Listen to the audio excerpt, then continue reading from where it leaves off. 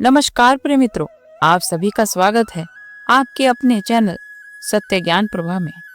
आज मैं आपसे एक ऐसा सरल परंतु महत्वपूर्ण संदेश बांटने जा रही हूँ जो आपको आपके जीवन में पुण्य कमाने का अवसर देगा। ये अवसर है उन लोगों के लिए जो पूरे कार्तिक मास के नियम निभा नहीं पाए। यदि आप पूरे मास का व्रत, स्नान, पूजा नहीं कर पाए तो अभी भी चिंता की आवश्यकता नहीं है। एक छोटा सा अवसर अभी भी शेष है। कार्तिक मास के अंतिम 5 दिन, इन 5 दिनों में यदि आप सच्चे मन से कुछ नियम अपनाएं तो आपको पूरे मास का फल मिलना संभव है। यह कोई एक काल्पनिक विचार नहीं, हमारे पुराणों और उपदेशों में इसका महत्व स्पष्ट है। कहते हैं कि यह उपदेश पितामह भीष्म और धर्मराज को मिला था और उन 5 दिनों का विशेष फल बताया गया था।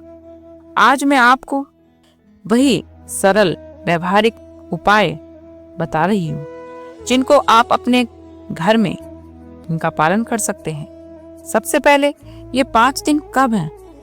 ध्यान रखें, देव उठनी एकादशी से कार्तिक पूर्णिमा तक के ये दिन।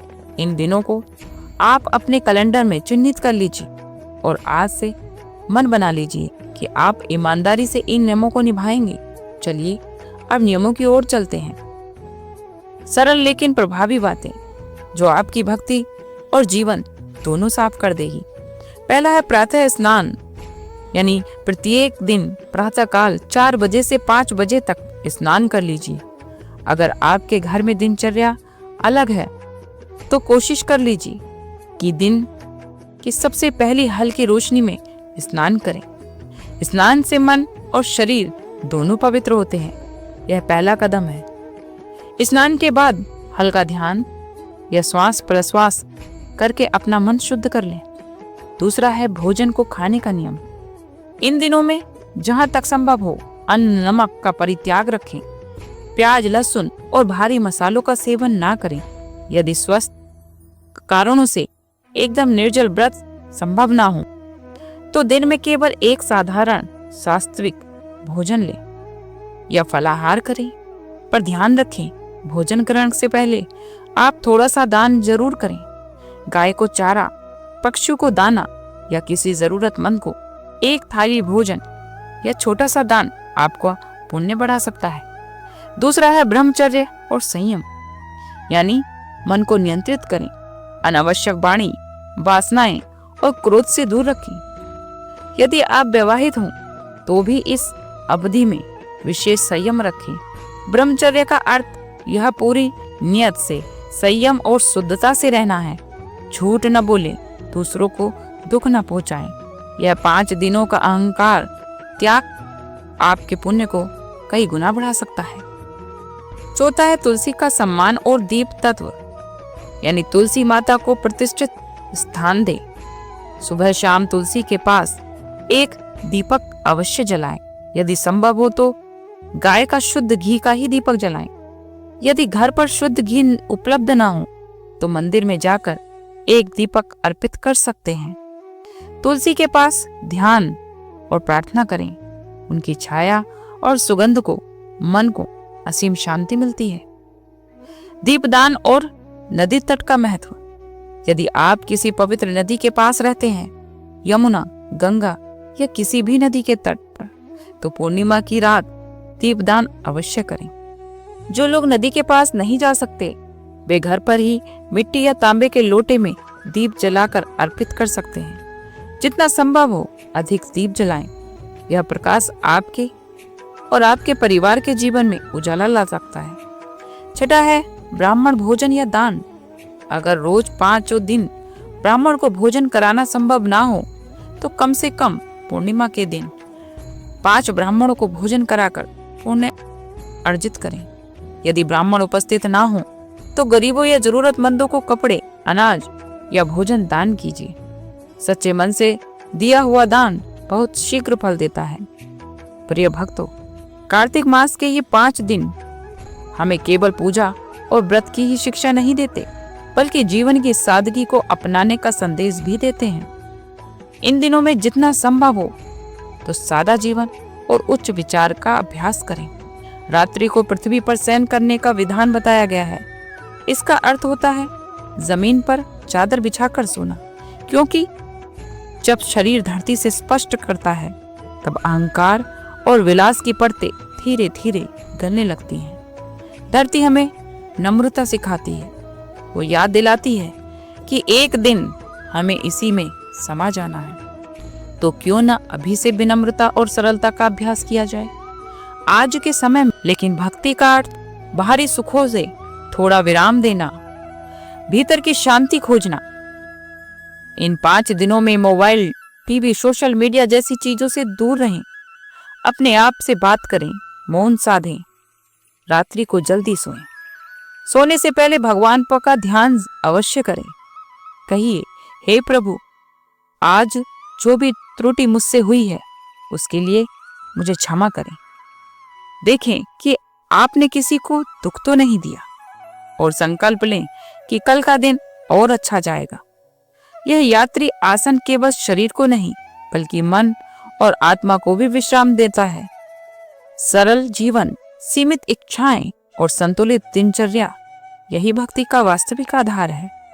जो व्यक्ति इन 5 दिनों में सादगी और संयम से जीवन बिताता है उसका मन स्थिर हो जाता है और भक्ति गहरी, क्योंकि जब मन शांत होता है तभी भगवान उसमें वास करते हैं।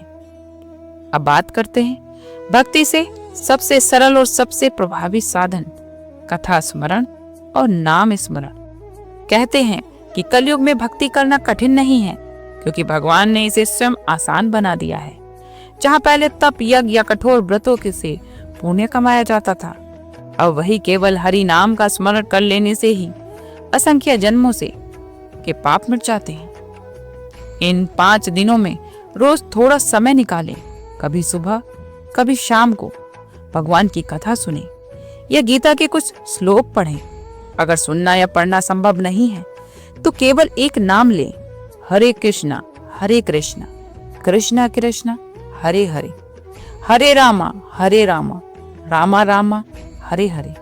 ये नाम मात्र शब्द नहीं है, ये ऊर्जा के वो बीज हैं।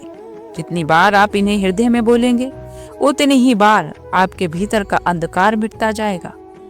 कथा सुनने का अर्थ ये नहीं है कि केवल कानों से सुना जाए, बल्कि मन से ग्रहण भी किया जाए।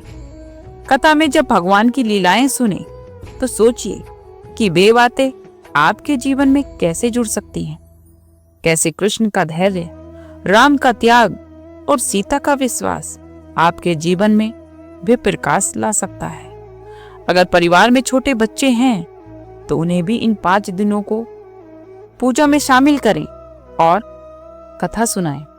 बच्चे जब भक्ति से जुड़ते हैं तो आने वाली पीढ़ियां भी धर्म से जुड़ी रहती हैं। तो इन 5 दिनों में हरि नाम, कथा, सद कीर्तन को अपने जीवन का हिस्सा बनाएं।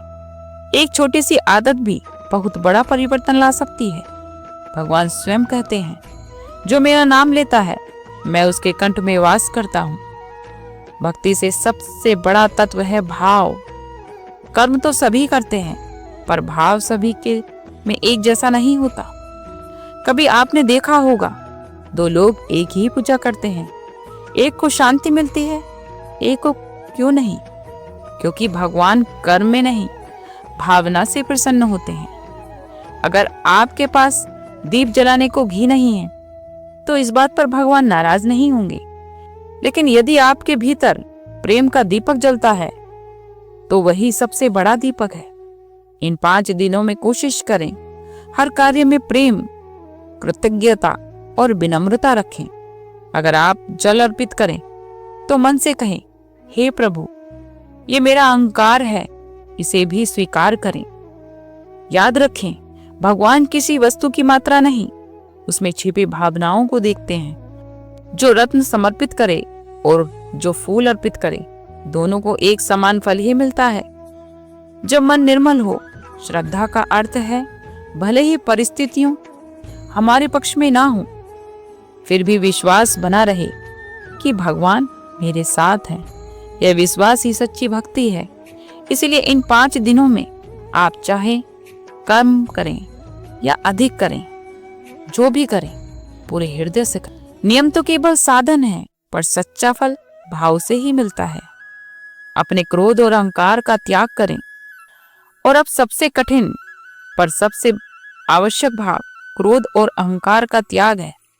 कई बार हम स्नान करते हैं, पूजा करते हैं, दान करते हैं, लेकिन भीतर का क्रोध, कटुता और अभिमान वैसे का वैसा ही रहता है। ऐसे में भक्ति अधूरी रह जाती है। इन 5 दिनों को अपने आत्म संशोधन के लिए प्रयोग कीजिए। हर बार जब क्रोध आए तो गहरी सांस लीजिए और भगवान का नाम लीजिए। याद रखिए, जिस क्षण आप मौन रहते हैं उसी क्षण आप अपने क्रोध पर विजय पा लेते हैं। अहंकार का त्याग भी उतना ही आवश्यक है। जो व्यक्ति हर कार्य में कहता है मैंने किया, वह भूल जाता है कि कर्म करने की शक्ति भी भगवान ने ही दी है। इन 5 दिनों में संकल्प लीजिए, किसी पर अपमानजनक शब्द नहीं कहेंगे, किसी से झगड़ा नहीं करेंगे, किसी की कमी नहीं निकालेंगे, क्योंकि जब हम दूसरों को क्षमा करते हैं तब भगवान हमें क्षमा करता है। आप चाहें तो दिन प्रतिदिन सोने से पहले ये छोटी सी प्रार्थना जरूर करें। हे प्रभु, आज यदि मुझसे किसी का दिल दुखा हो तो मुझे क्षमा करें, और जिसने मुझे पीड़ा पहुंचाई हो उन्हें भी क्षमा करें। यह वाक्य साधारण लगता है, पर इससे संपूर्ण आध्यात्मिकता छिपी है। जो व्यक्ति अपने भीतर के क्रोध और अहंकार को त्याग देता है वह उसी क्षण भगवान के निकट पहुंच जाता है, क्योंकि भगवान का निवास किसी मंदिर या मूर्ति में नहीं बल्कि उस हृदय में है जो नम्र, क्षमाशील और शांत है। दोस्तों, यह कहना सही होगा कि जीवन में हर कोई पूर्ण नहीं होता, परंतु भगवान ने दया की राह खोली है। यदि आप इन 5 दिनों को श्रद्धा से बिताएंगे तो वही पुण्य आपको मिलेगा जो पूरे मास के कठोर नियमों से प्राप्त होता है। यह उपहार ईश्वर की तरफ से है और यह सबके लिए खुला है। अंत में एक सरल प्रार्थना कर लें। प्रभु को अपना सर्वस्व अर्पित कर दें। अपने परिवार की सुख शांति के लिए दीप जलाएं और वादा कीजिए कि इन 5 दिनों के बाद भी आप अपने जीवन में थोड़ी थोड़ी भक्ति और दान की आदतें बनाएं। हे प्रभु, हमारी मनोकामनाएं अपने करुणा में चरणों में स्वीकार करें। हम शीघ्र ही देखने की आशा रखते हैं कि आपका आशीर्वाद हम पर बना रहे।